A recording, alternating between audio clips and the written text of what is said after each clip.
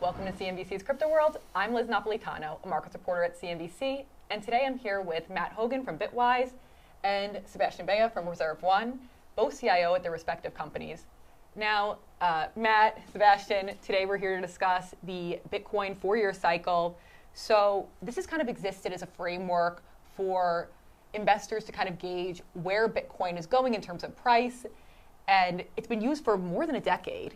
But nowadays, as more investors are flocking into BTC, particularly institutional investors, there's been some talk that this 4-year cycle is no longer applicable to Bitcoin.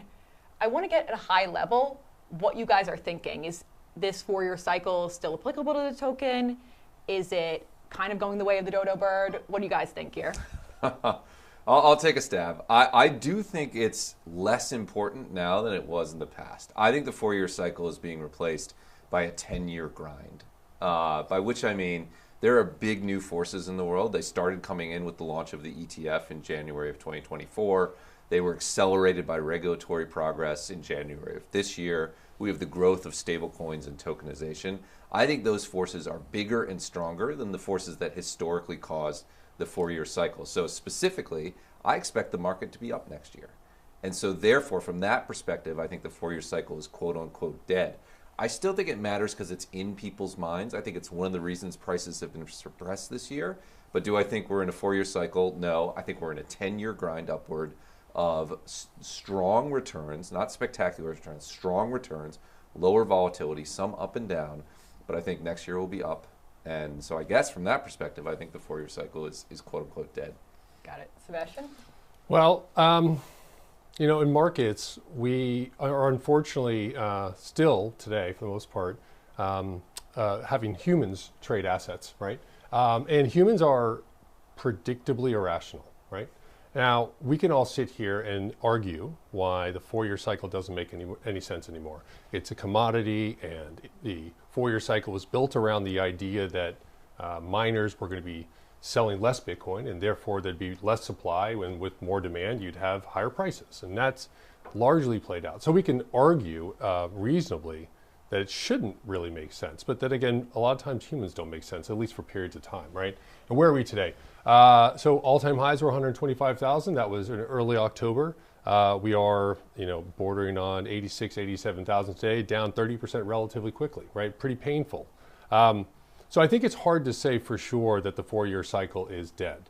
Now, I think we should also look at the fact that this cycle hasn't been that great so far, right? So if we are concerned that the cycle pattern could repeat at least a little bit, we have to ask ourselves, what does that actually mean, right? Because if the increases in Bitcoin were on the order of 20x or 3x, and this time we got about 2x from prior peak to this peak, well, it hasn't been that great, right? So if it indeed has not been that great of a return, and we're about to head through, let's say a chop period, we might already be in the middle of it, right? There could be a case that the 4-year cycle still matters, but the severity of the upside and the downside is really different.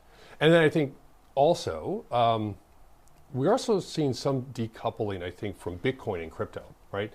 I think one of the biggest things that's happened, even in the preparation for coming here, has been the announcement from the DTC to bring $99 trillion of assets on chain, right?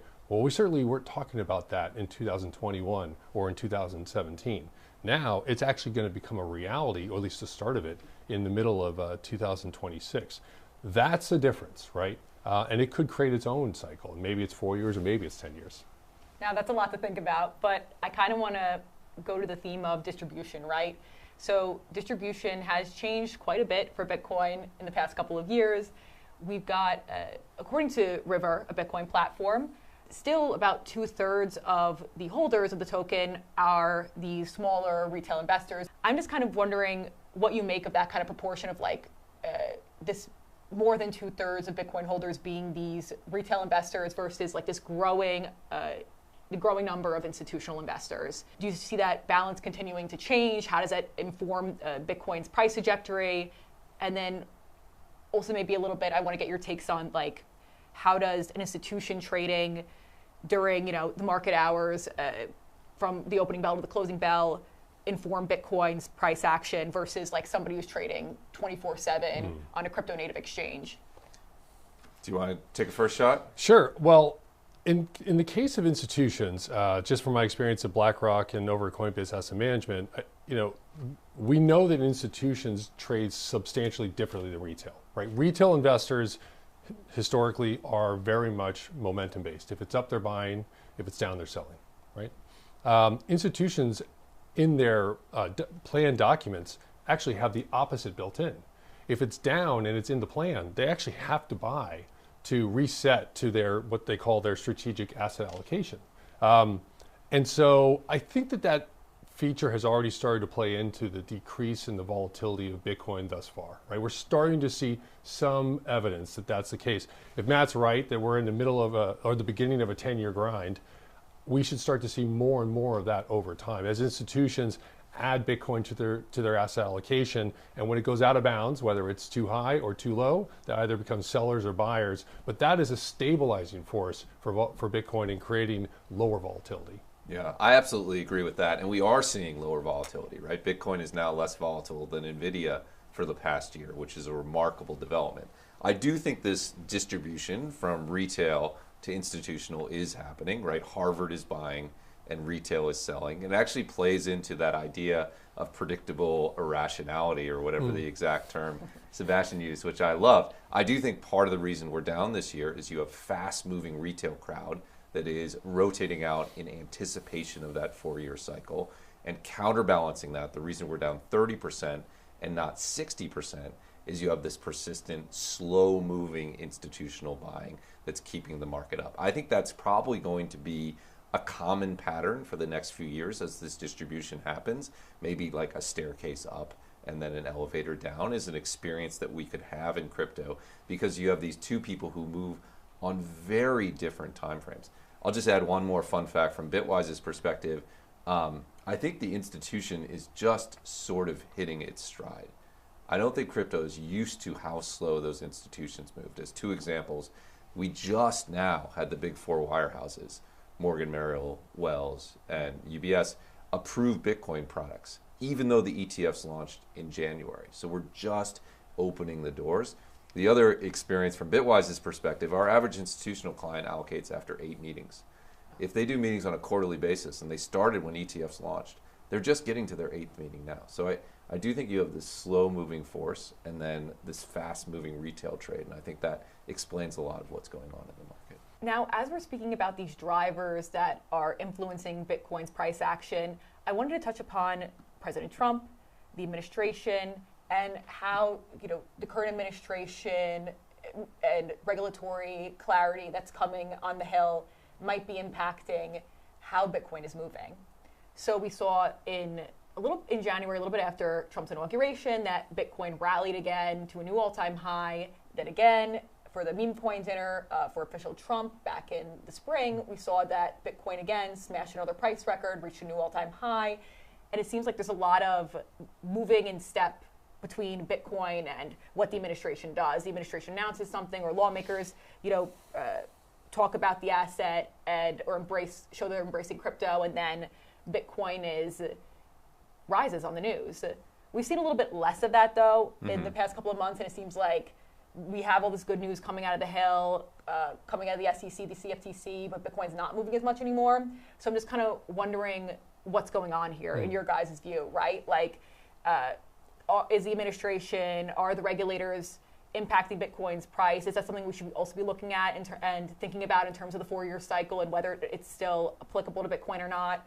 Or is it something that, maybe it had some influence at first and now it's kind of waning in terms of its power and how much it matters to Bitcoin's price action? Sure. I think for Bitcoin specifically, it's very much a macro asset with clear regulatory certainty. We know it's a commodity asset, and that's been spelled out by the SEC. It's not likely the case that the administration is having an impact on Bitcoin's price. It's actually more likely the case that liquidity is what matters, right? We were at an all-time high with Bitcoin not that long ago. It was early October. What also happened in early October? The government shut down, right? What happened then? Liquidity got worse, right? A big segment of our economy was not receiving a paycheck, right? That's a difficult situation for them, and also it just hurt market liquidity in general. So I think more than anything right now, hedge fund traders are watching not what happens on the Hill with Clarity, which matters for Solana and Ethereum, and we think about that a lot at ReserveOne, but they're watching what the Fed is doing right now with their program to buy T-bills, right, and to inject liquidity into the most kind of crucial part of the market, specifically the T-bills. Yeah, I think there was a one-time effect of the Trump administration on Bitcoin. The effect was simple, which is, if you asked institutional investors in previous years why they weren't investing in Bitcoin, the number one reason wasn't volatility or valuation. It was actually regulatory concerns. We did a survey every year, and that came back loud and clear. And I think one effect that the new administration, new regulatory environment did for Bitcoin was clear the air. They made it a safe asset for institutionals to invest in. And I think that was helpful. I agree that now there's not much more that they can marginally do for Bitcoin. It's in sort of the regulatory clear, and the bigger effect is downstream on other crypto assets. I do think people are looking at the macro conditions, and that will set the term for whether that's a major driver or not next year. I'm not sure, but I do think that matters more than any incremental regulatory efforts specific to Bitcoin. Now, you guys make great points, but just to kind of beat the horse a little bit more. Yeah. What about when Trump, for instance, said something like, the Fed earlier this month cut rates about a quarter basis point, and then Trump said they should have cut rates more, right? Yeah. They should have cut rates at double how much they did. Does that affect Bitcoin? I mean, my general view is that people overestimate the impact of interest rates cuts right now on the crypto environment. The reason is, in the past, we were living in this world of extreme yo-yo swings on interest rates. We had interest rates crash to zero, and then the fastest hiking period ever, and then crash back down, and then right back up. Now we're talking about marginal 25, 50 basis point changes. I don't think they're as important as they were in the past. It certainly matters. It matters who the new Fed chair is, right? There are sort of two leaders in prediction markets. They have different views on the role of the Fed. That will definitely have a short-term impact. It matters incrementally what decisions they make from a rate cutting perspective, but I don't think it matters as much as it did in the previous cycles. I don't think it matters as much as it did in 2018, in 2022, because the scale of marginal cuts or increases that we're talking about is so much smaller. It's a contained set. I think that the rate question will matter a lot for crypto next year, and for Bitcoin specifically. I concur with Matt that the regulatory changes, specifically potentially Clarity passing, could matter a lot for Solana and Ethereum. But with Bitcoin specifically, I think it comes down to what does the Fed do with rates and how do they think about this economy, right? And this is an economy of haves and have-nots if you think about growth, right? We have real CapEx growth in anything related to AI, and outside of that in the U.S. economy, it does not look great. The jobs don't look great either, right? So you have a Fed that's about to go through a transition in terms of leadership, whether it's Warsh or Hassett. Those are the two that are neck and neck on Polymarket right now. So people will care a lot about where the next Fed chair takes rates for Bitcoin, because it will matter quite a bit for Bitcoin, and the direction of travel here is potentially quite supportive for the economy, because if you strip away this success and potentially bubble-like behavior in LLMs and that sort of world, the core economy is not doing that well. And if the government is concerned about that, then it's likely the case that the next Fed chair moves a little bit bigger and more bolder. But the market's not going to move on what the president says. The market's going to move on what the FOMC does. Let me just add one nuance to that. I more or less agree. Yeah. I think the bigger difference is what those two chairs would do from a QE and monetary perspective, as opposed to the interest rate side of it, because I think they're relatively aligned on lower rates, and therefore it may be more priced in. I think they have different views on the broader role of the Fed from a liquidity perspective, and I think that's where the marginal difference will be. And then the other piece of that is what will Treasury do if we hit a difficult economic perspective, right? Are we going to get things like stimulus checks or other forms of monetary easing? I think that mix will be the nuance that influences where crypto goes next year. On this topic, I think we should really pay attention to the run-up into the midterms, right? The midterms are going to matter for crypto. Like, we know it's going to matter. Crypto was very impactful in the midterms before, in the election before, rather. And so crypto was a big issue, at least for candidates who were running. The question is how will that focus on the midterms consolidate focus on getting clarity done in DC, right? Our expectation at ReserveOne is that will happen. Everybody actually wants to get clarity done, maybe for different reasons, right? The Democrats want better safeguards in DeFi. Republicans think that it's well overdue to get this thing done. In either case, now it might be a bipartisan issue, and that could be quite constructive. But I think, again, we've got to focus on the run up to the midterms, and really March and April. That's when most progress stops. So we've got to get clarity done before that. Yeah, I think clarity is like the Puxatawny Phil of crypto of this winter. I think if clarity doesn't pass, it's going to push us into a deeper. It's going to be hard for crypto to rally. I think if you do see it pass, that's probably something like the all clear signal on this pullback, and we could see, I think, most assets, and particularly ETH and Solana and others, move to all-time highs. Right, and there were reports that there's going to be no markup on market structure bill by the end of the year. So I mean, now it's like we're looking into next year to really see how lawmakers are going to deal with this issue on the Hill.